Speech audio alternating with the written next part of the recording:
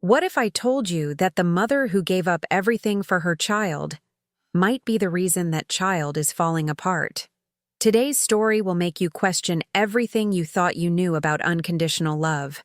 The alarm clock screams at 5:30 a.m. in the modest two-bedroom apartment on Maple Street, Denver. Sarah Mitchell's eyes snap open, but she's already been awake for 20 minutes, staring at the water stain on the ceiling that she can't afford to fix. The Colorado winter seeps through the thin walls, making the radiator work overtime with its constant metallic groaning. Sarah swings her legs over the side of the bed, her bare feet hitting the cold hardwood floor. At 42, she looks older than her years.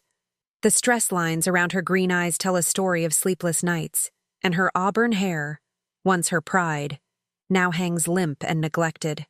She pulls on her worn pink bathrobe and shuffles to the kitchen, where she begins the same ritual she's performed every morning for the past 15 years. Coffee first, black and strong. Then Jake's breakfast, 2 eggs over easy, whole wheat toast cut diagonally, orange juice in his favorite blue glass. She arranges everything on the small kitchen table, making sure the fork is on the left, knife on the right, just how he likes it. The apartment is small but impeccably clean, every surface wiped down, every item in its designated place.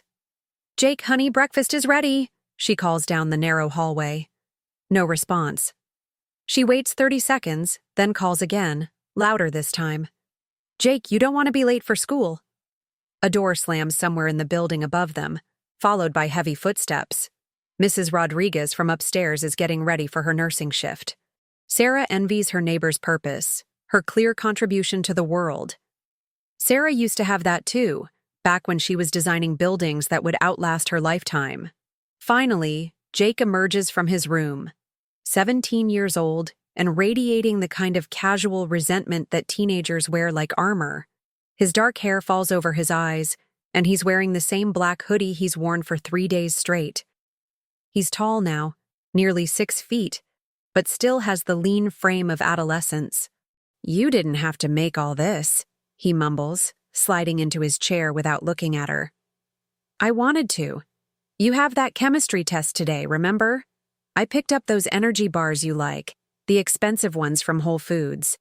Sarah pours herself coffee, her hands slightly shaking.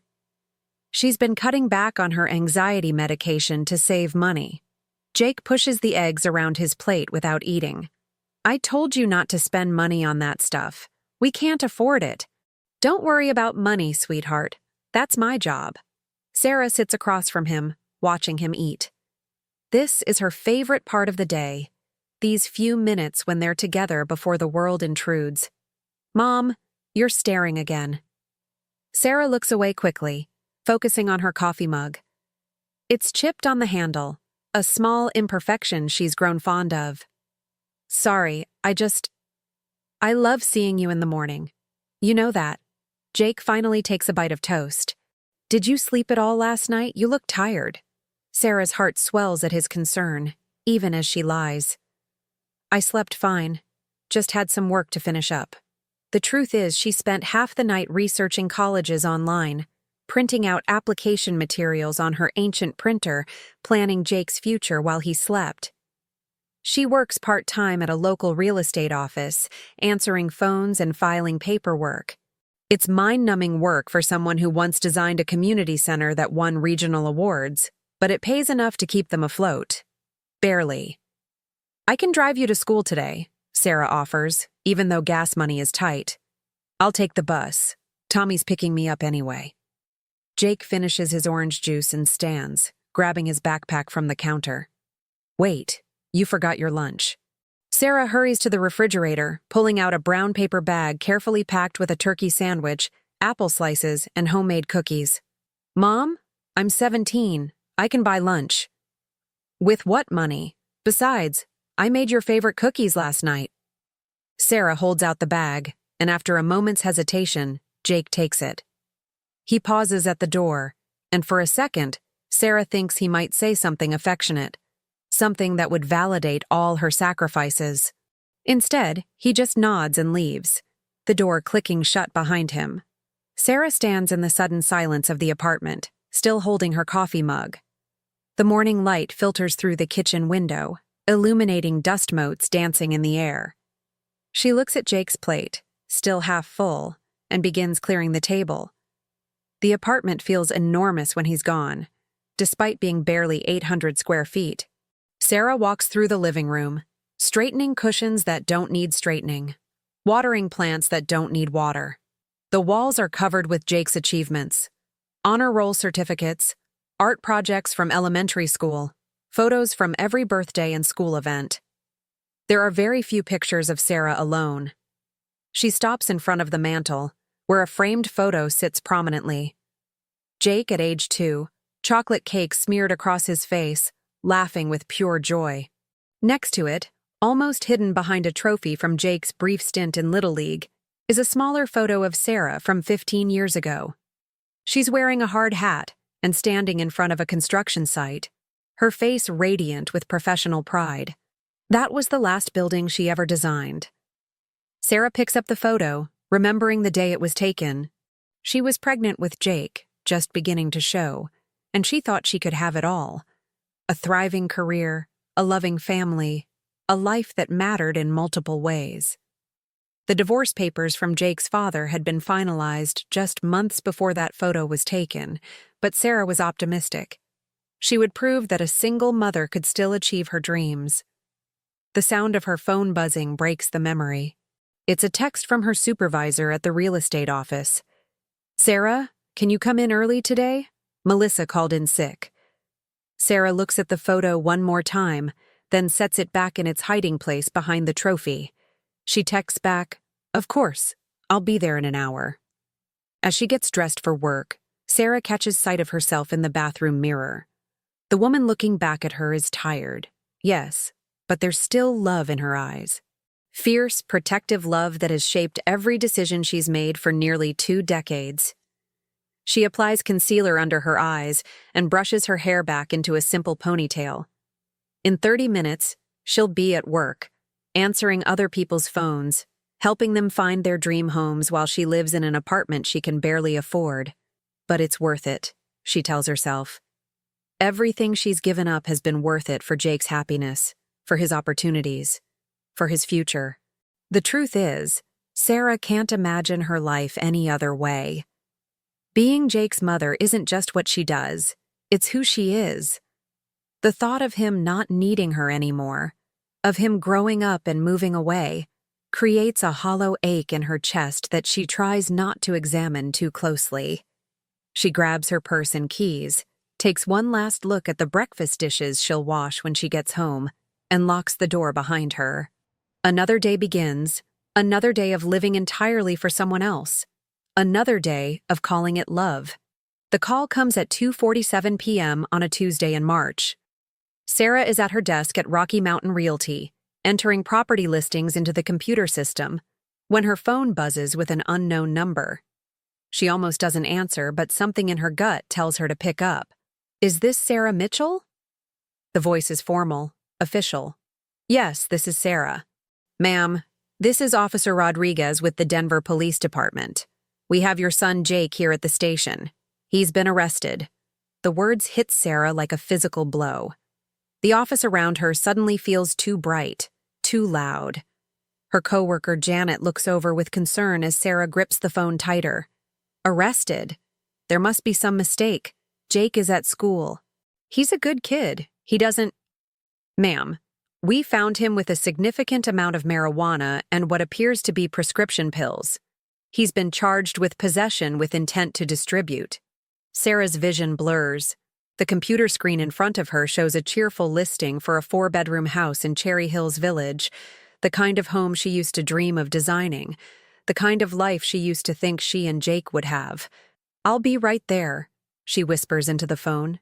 The drive to the police station passes in a haze. Sarah's hands shake on the steering wheel as she navigates through Denver traffic, her mind racing with explanations, excuses, anything that might make sense of what she's just heard. This isn't her Jake. Her Jake gets good grades, participates in the school's art program, helps elderly Mrs. Chen with her groceries. Her Jake doesn't do drugs, doesn't break the law.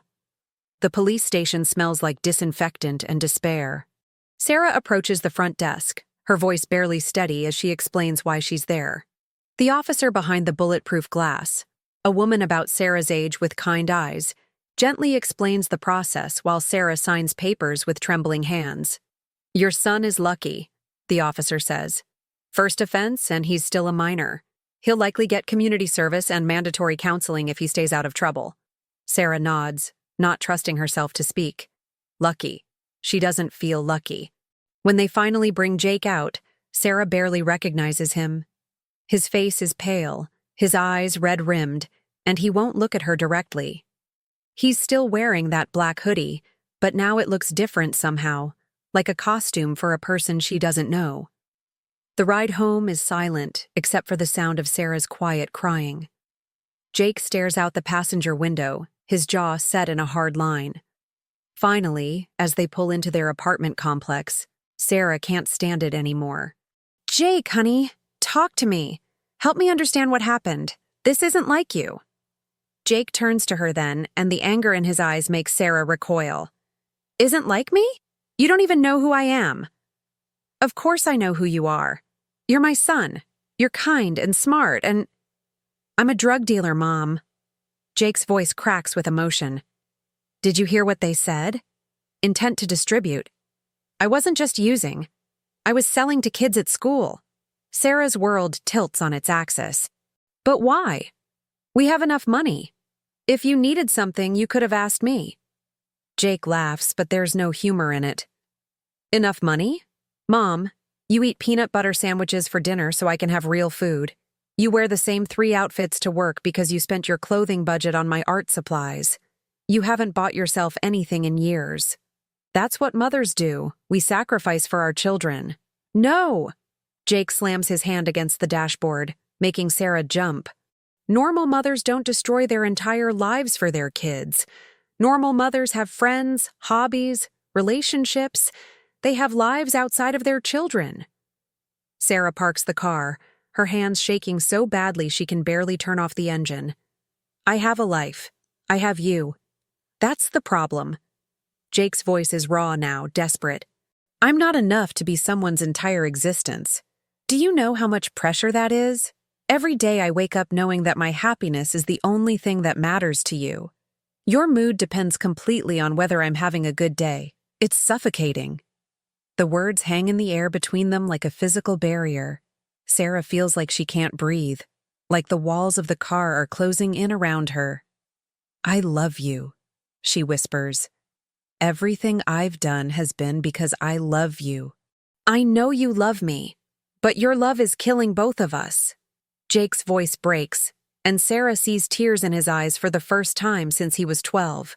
"I started selling drugs because I needed something that was mine. Something you couldn't fix or control or improve. I needed to fail at something without you trying to save me from it." They sit in the parking lot as the Colorado sun sets behind the Rocky Mountains, painting the sky in shades of orange and pink. Other families are coming home from work and school, living their normal lives while Sarah's world crumbles around her. "What do we do now?" Sarah asks, her voice small. "I don't know, Mom, but we can't keep going like this." That night, after Jake goes to his room and closes the door, Sarah sits at the kitchen table surrounded by the college applications she's been secretly filling out for him. Harvard, Yale, Colorado State, Colorado University Boulder. She's researched scholarship opportunities, calculated costs, even written rough drafts of his personal essays. For the first time, she really looks at what she's doing. Every application reflects her dreams for Jake, not necessarily his own. The essay she wrote about his passion for environmental science is based on a conversation they had once about recycling. The extracurricular activities she listed are ones she encouraged him to join, not ones he chose himself. Sarah pushes the papers away and walks to the window. Denver spreads out below her, millions of lights representing millions of lives, each person living for themselves, pursuing their own happiness. When did she stop being one of those people? When did Sarah the architect, Sarah the dreamer, Sarah the individual human being disappear so completely that even she can't remember who that person was? She thinks about Jake's words. Your love is killing both of us. The truth of it sits heavy in her chest. She has loved him so completely, so intensely, that she's forgotten how to love herself. And in doing so, she's taught him that love means losing yourself completely in another person. The apartment feels different now, smaller somehow. The photos on the wall that once brought her joy now look like evidence of an obsession. The clean surfaces and organized spaces suddenly seem less like care and more like control. Sarah makes herself a cup of tea and sits back down at the table. For the first time in 15 years, she doesn't spend the evening planning Jake's tomorrow. Instead, she stares out the window and tries to remember who she used to be before she became nothing more than Jake's mother. The process is harder than she expected. The memories are there, but they feel like they belong to someone else. The young woman who stayed up all night working on building designs, who had friends she met for drinks after work, who dreamed of creating spaces where people could build communities and lives. That woman feels like a stranger now, someone Sarah sacrificed on the altar of motherhood, without even realizing she was doing it. As the night deepens, Sarah makes a decision that terrifies her. Tomorrow, she's going to start learning how to love Jake without losing herself in the process. She just has no idea how to begin. 3 weeks after Jake's arrest, Sarah sits in the waiting room of Dr. Elena Vasquez's family therapy office. The walls are painted a calming sage green, and soft instrumental music plays from hidden speakers. Sarah checks her phone for the 5th time in 10 minutes. Jake is late. Mrs. Mitchell? Dr. I. Vasquez appears in the doorway, a woman in her 50s with silver-streaked hair and gentle eyes behind wire-rimmed glasses. Why don't you come in? We can start without Jake if he's running behind. Sarah follows her into the office, a comfortable space with 2 couches facing each other and a large window overlooking downtown Denver. The city sprawls beyond the glass, busy and indifferent to the small dramas playing out in therapists' offices across the metro area. How are you feeling about being here? Dr. Vasquez asks, settling into her chair with a notepad. Honestly, terrified. Sarah's voice is barely above a whisper. I keep thinking that if I just love him more, try harder, he'll be okay. But apparently that's been the problem all along. Tell me about that. What does trying harder look like in your daily life? Sarah describes her routine, the perfect breakfasts, the college applications, the way she's structured her entire existence around Jake's needs and schedule. As she talks, she hears herself clearly for the first time, and the obsessiveness in her own behavior makes her stomach turn. I quit my job when he was 2, Sarah continues. His father left when Jake was 6 months old, and I thought I needed to be everything to Jake. Mother, father, best friend, protector. I haven't been on a date in 15 years. I don't have friends anymore because I never made time for them. I stopped designing buildings because I was too busy designing Jake's life. Dr. Vasquez nods thoughtfully. It sounds like you've been pouring from an empty cup for a very long time.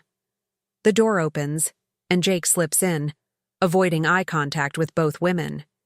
He's 20 minutes late, and Sarah can smell cigarette smoke on his clothes. Her instinct is to ask where he's been, to worry aloud about his punctuality, but Dr. Vasquez gives her a subtle shake of the head. Jake, thanks for joining us. How are you feeling about being here today? Jake slouches into the couch across from Sarah, his arms crossed defensively. Like it's a waste of time. Mom thinks talking is going to fix everything, but some things can't be fixed. What things?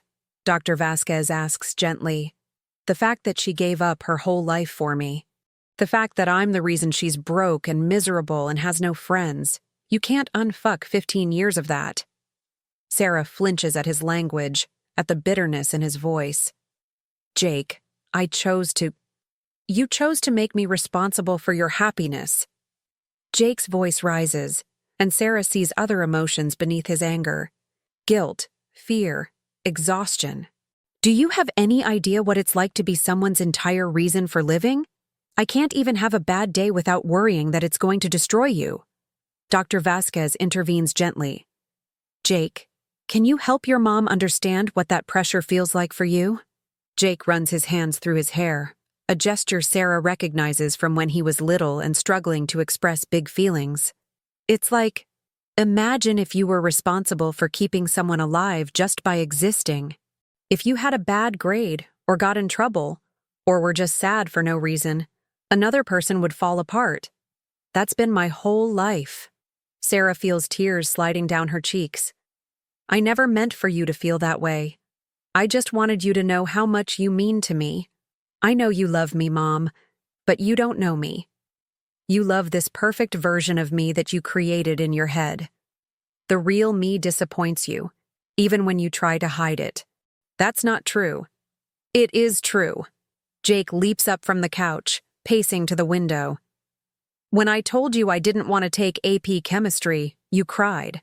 When I said I might want to study music instead of engineering, you spent 3 hours explaining why STEM fields are more stable.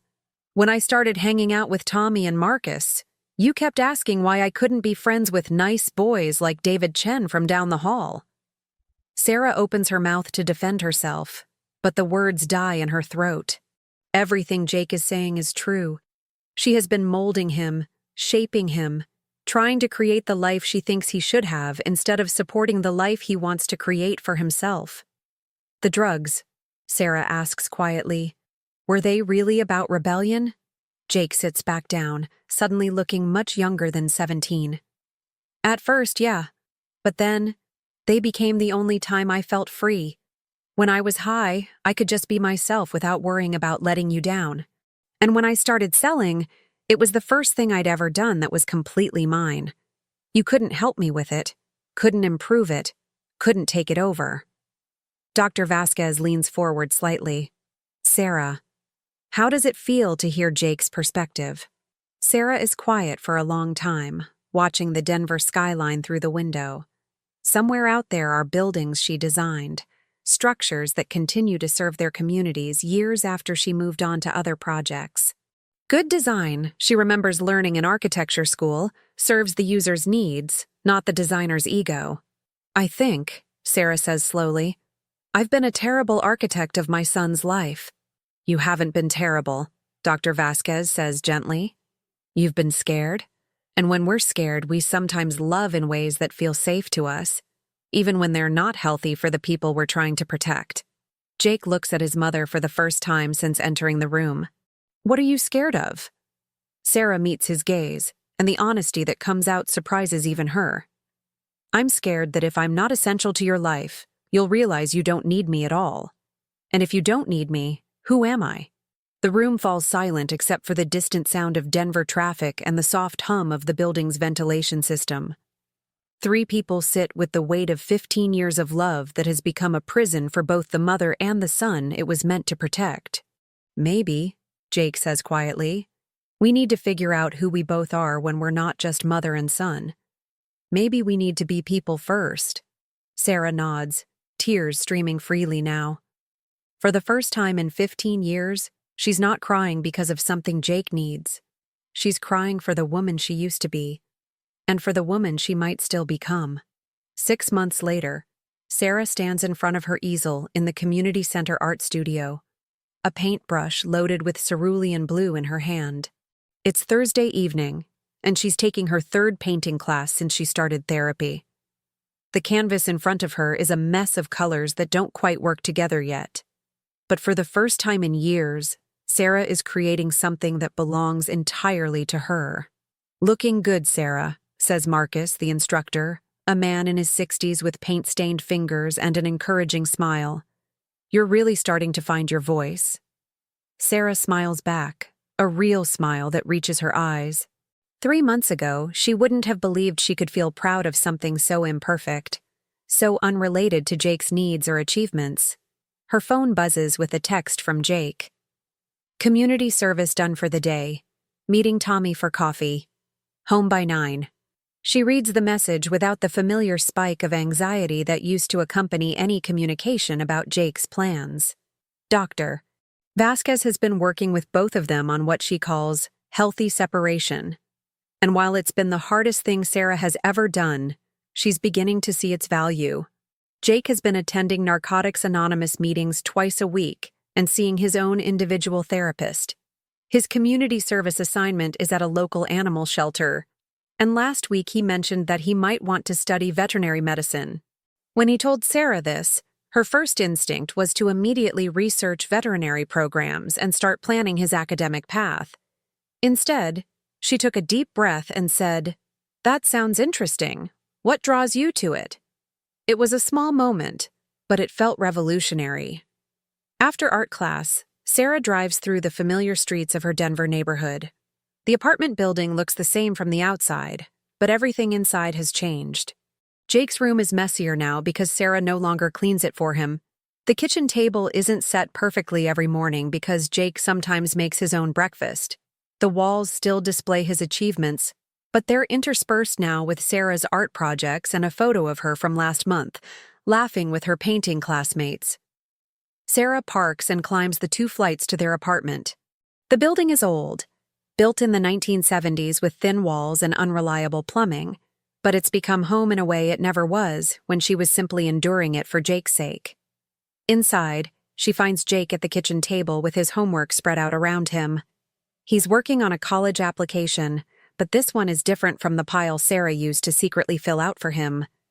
This one is for Colorado State University's pre-veterinary program, and every word on it is his own. "How was community service?" Sarah asks, hanging her jacket on the hook by the door. "Good, actually. There's this dog, Bailey, who was really aggressive when he first came in. Nobody wanted to work with him because he would snap at everyone. But I've been spending extra time with him, and today, he let me pet him for the first time." Sarah sits down across from Jake, genuinely interested in his story rather than scanning it for problems to solve. "What do you think changed?" "I stopped trying to force it. I just sat near his kennel every day, read my book, didn't try to make him like me. And eventually, he decided he could trust me." Jake looks up from his application, meeting Sarah's eyes. "Kind of like what we're doing, I guess." Sarah nods, understanding the parallel. "It's harder than I thought it would be, giving you space to make your own choices. But I'm starting to see that it's the only way you can actually grow." "How was art class?" Jake asks. And Sarah realizes this is the first time he's asked about her activities in years. "Frustrating and wonderful," Sarah admits. "I'm terrible at it, but I love the feeling of creating something just for me. It reminds me of architecture, but without all the pressure to be perfect." Jake grins, and for a moment, Sarah sees the little boy he used to be, before her love became a burden for him to carry. "Can I see what you're working on?" Sarah hesitates, then gets up and retrieves a small canvas from her bag. It's a painting of their apartment building, but rendered in warm, hopeful colors that transform the mundane structure into something beautiful. "I painted it from memory," Sarah explains. "I wanted to see if I could make something ordinary look special." Jake studies the painting seriously. "It's really good, Mom. You should keep taking classes." "I plan to. Actually, I've been thinking about taking some architecture courses again. Maybe not to go back to designing full-time, but just to remember what I used to love about it." Jake nods approvingly, then returns to his college application. They work in comfortable silence for a while, each focused on their own projects, together but separate. Later that evening, as Sarah prepares for bed, she catches sight of herself in the bathroom mirror. The woman looking back at her is still tired, still carrying the weight of years of self-neglect, but there's something new in her eyes. Possibility. Her phone rings, and she's surprised to see Janet's name on the screen. Her coworker has been asking Sarah to join the office book club for months. "Hi, Janet." "Hey, Sarah. I know it's last minute, but we're meeting tomorrow night to discuss Educated by Tara Westover. I thought you might relate to the themes about family and self-discovery. Want to join us?" 6 months ago, Sarah would have automatically declined, citing her need to be home for Jake. Tonight, she looks at her calendar and realizes she has no conflicting commitments except her own reluctance to step outside her carefully constructed world. "You know what? I'd love to. Should I bring anything?" After hanging up, Sarah feels a flutter of nervous excitement in her stomach. It's been so long since she's done something purely for her own enjoyment that she's forgotten what anticipation feels like when it's not tied to Jake's experiences. She knocks softly on Jake's door. "Come in," he calls. Jake is lying on his bed with a book, and Sarah notices it's not homework, but a novel about a young man traveling across the country. The kind of book someone reads when they're thinking about their own future adventures. "I just wanted to say goodnight. And to tell you that I joined a book club." Jake sets down his book and looks at her with something that might be pride. "That's awesome, Mom. What book?" "Educated" by Tara Westover. It's about a woman who had to break away from her family to become herself. "Sounds perfect for you," Jake says, and there's no sarcasm in his voice, just genuine support. Sarah kisses his forehead, a brief, normal gesture of affection rather than the desperate clinging she used to disguise as maternal love. "Good night, sweetheart." "Night, Mom. Love you." "Love you too." As Sarah closes Jake's door and heads to her own room, she realizes that those 3 words, "love you too," carry a different weight now. They're not a transaction or a desperate plea for validation. They're simply true, a fact that exists without needing to consume everything else in their lives. She falls asleep that night thinking not about Jake's tomorrow, but about her own. For the first time in 15 years, Sarah Mitchell is curious about her own future, and the feeling is both terrifying and absolutely exhilarating. The price of a mother's unconditional love, Sarah is learning, should never be the mother's entire self. And sometimes, the most loving thing a parent can do is teach their child that love doesn't require self-destruction. It's a lesson that might just save them both. 2 months later, Jake calls Sarah at work with news.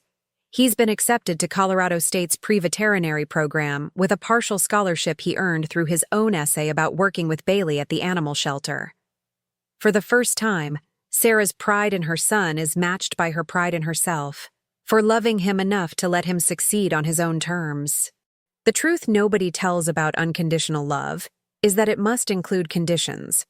The condition that both people remain whole, the condition that love enhances life rather than consuming it, and the condition that the deepest act of love is sometimes learning when to step back and let the people we love become themselves. If this story moved you, if you've ever struggled with the balance between loving someone and loving yourself, please subscribe to our channel. We share real human stories that matter, stories that remind us we're not alone in our struggles. Hit that notification bell, because next week we're exploring another truth that nobody talks about. What happens when the child who was supposed to fix a marriage becomes the reason it falls apart?